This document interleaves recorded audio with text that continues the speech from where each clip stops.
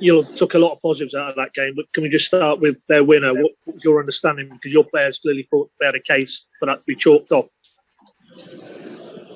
If I'm honest, I haven't watched the scene back because even if it was a mistake by VAR anyhow, it won't change the outcome. So for that, if it is a mistake anyhow, it would be even more annoying. I think it was a doubtful scene. Yeah, my captain Grant Henry reported that he won the ball, and then Saka played the ball with his arm, and for that he stopped for one moment to play because he thought a free kick was given.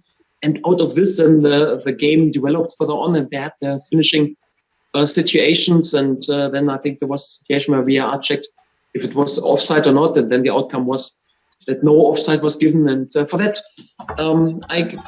it's not so much my topic. So if I'm honest, if the VAR referee thinks it's no offside, then we have to accept the goal. And was then the decisive goal unbelievably unlucky for my players anyhow that such a situation leads then more or less like to the decisive goal, because there were, I think, a few questions can be asked with the handball and then the situation later on. But if the decision from the referees, and I also trust VAR and trust the referees, for that I don't want to watch the scene back. I accept.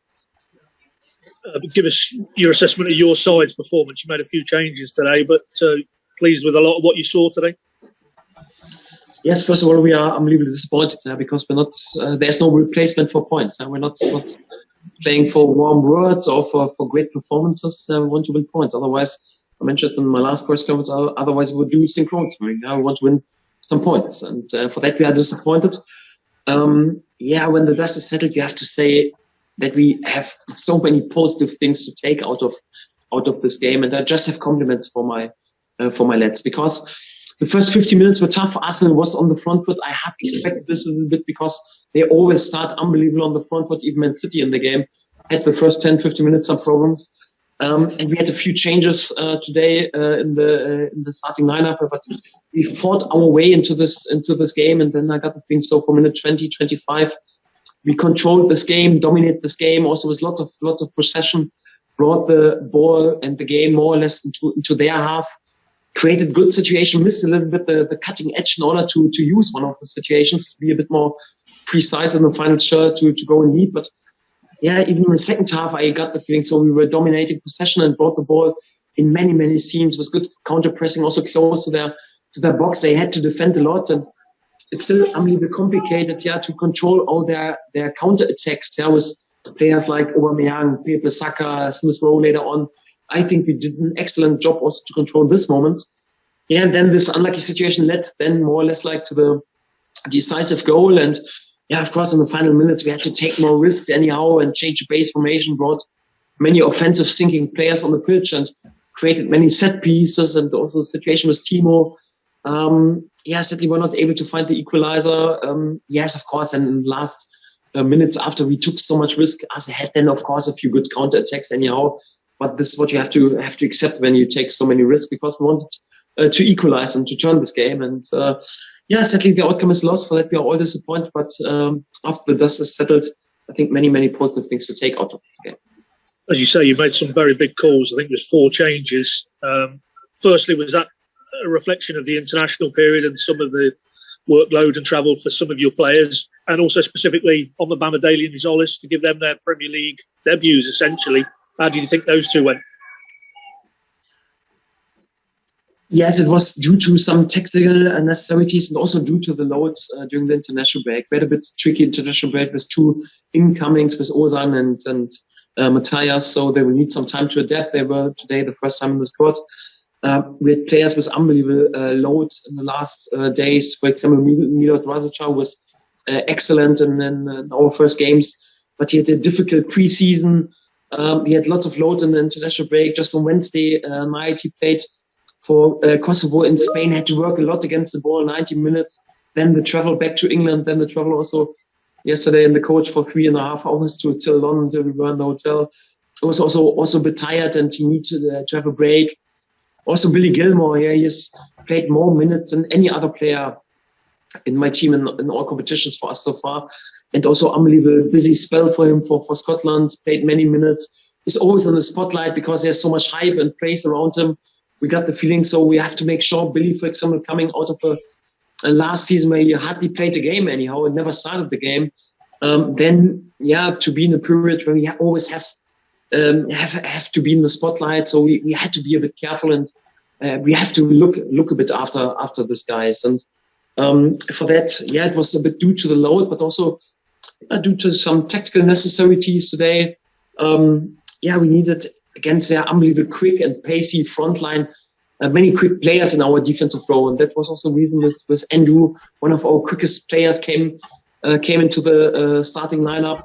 Also need to control Tierney a little bit because he's also a massive part in their offensive game, and I got the feeling Kieran Dowell used his chance in training. He was spot on and focused in training, and he could have to do the job to control Tierney, but also to have an effect in our offensive game.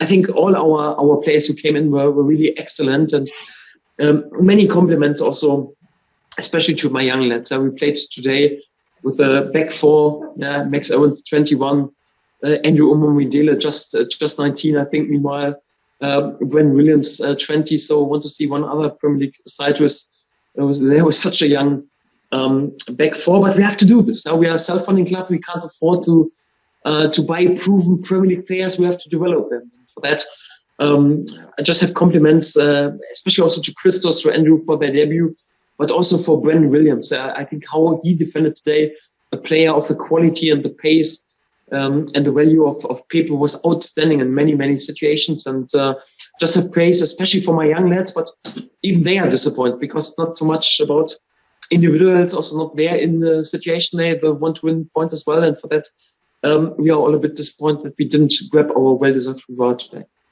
Final one for me, Daniel. Just clarify, Josh Sargent, was that just a hamstring, not quite able to be in contention, but maybe nothing moving forward to worry about?